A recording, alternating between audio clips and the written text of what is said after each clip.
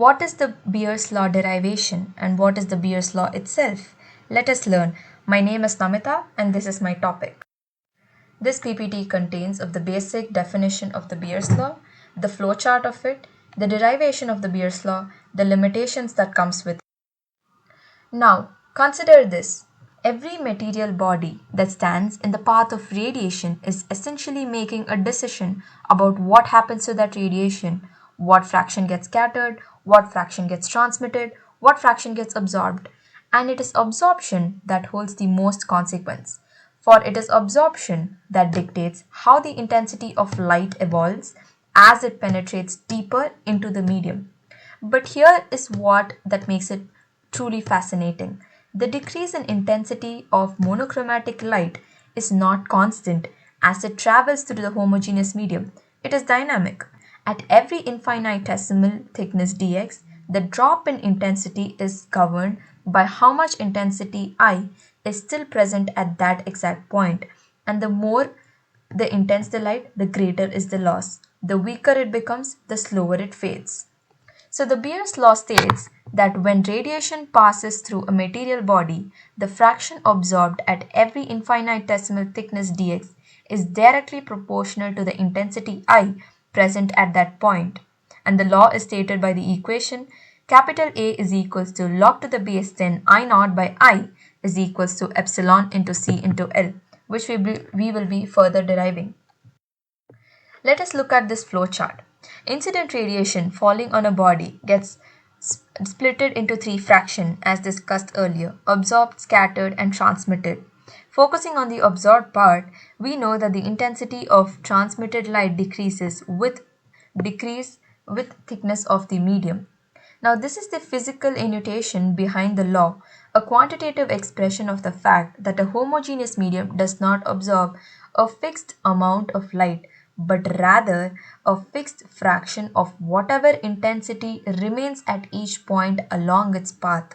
And it is from this foundational law that we will discuss everything today. Before we derive anything, let us consider a beam of monochromatic light passing through an absorbing medium. So as the light travels through the medium, its intensity decreases continuously. Now the medium could be either a colored solution, a glass slab, or any material that absorbs light. As the light moves through this medium, it loses energy. Photons are being absorbed by the molecules of the medium. The deeper the light penetrates, the fewer the photons remain. And our goal is to quantify this loss mathematically.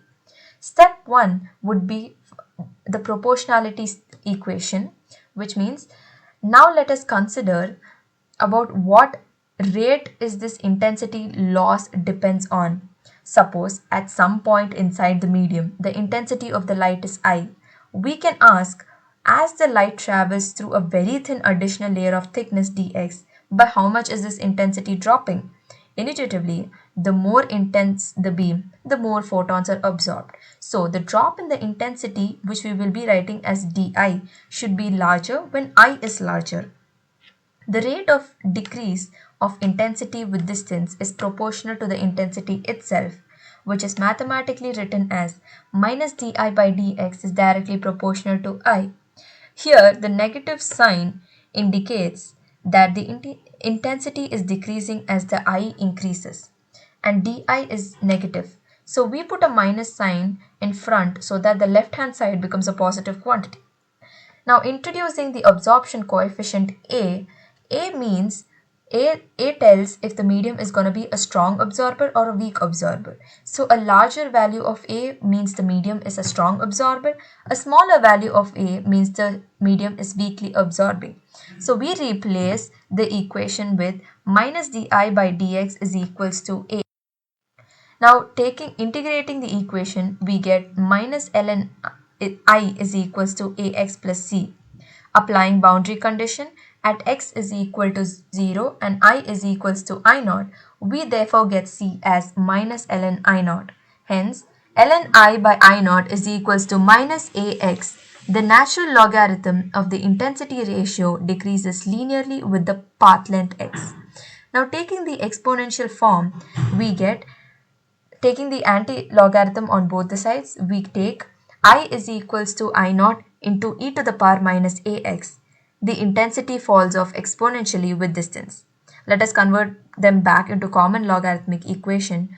We get ln x is equals to 2.303 into log to the power 10x. Now here a dash we can take it as a by 2.303, which will be called as the extension coefficient, and minus ln I by I naught will be termed as the absorbance of the medium represented by capital A.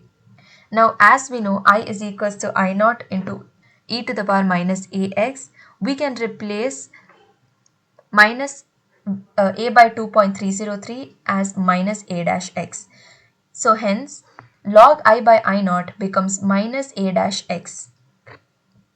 The quantity minus ln I by I naught is absorbance A, which is dimensionless and it is directly measurable. Beer's law showed us that the rate of intensity decrease also depended on the concentration C. So if you double the concentration, double is the absorbing molecules per layer and double is the absorption rate, written as minus di by dx is directly proportional to C. So the two laws combining, we get minus di by dx is directly proportional to I into C. Hence, minus di by dx is equals to B into I into C. Here, B is the molar absorption coefficient and its units are liter per mole per centimeter, and C is in moles per. Just as we transferred the differential equation into logarithmic form, we apply the same process to equation 9, integrating, applying boundary conditions and converting it back to common logarithm gives us log I by I naught is equals to minus b by 2.303 into c into x. Again, the combination of b by 2.303 occurs very common, so hence we give it its own symbol, that is the Greek letter epsilon, which is the molar extension coefficient. Substituting that, we get log I by I naught is equals to minus epsilon into c into x. This equation 11 is a single compact equation, is what the world knows as the Beer's law. Let us understand each term precisely. The molar coefficient, extension coefficient epsilon, is a universal constant and it is specific to the absorbing solute, and it is not a universal constant and it is specific to the absorbing solute and to the wavelength of the light being used. For a given solute and for a given wavelength, it is fixed. C is the concentration in moles per liter and x is the path length in centimeters. Notice that in equation 11, absorbance log I by I naught by I is directly proportional to concentration and path length. So hence if you double the concentration, the absorbance double. If you double the path length, the absorbance doubles. So this is the linear relationship that makes the Beer's law so extraordinarily useful in analytical chemistry. In laboratory equation 11 is almost written as A is equals to epsilon into C into L, where A is absorbance, and we know that epsilon is the molar extension coefficient and C is concentration and L is the path length. So a spectrometer measures A directly and epsilon and I are known. So you can calculate the unknown concentration C of any absorbing solution instantly.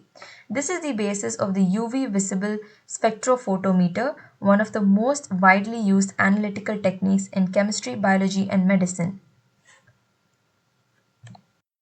Coming to the limitations of the law, now it should be made sure that the radiation must be monochromatic, the light beam must not scatter, the solution must be dilute, and no fluorescence should be used, as if the absorbing species might re-emit light after absorbing it and the detected intensity appears higher than it should be, causing the measured absorbance to be lower than the true value.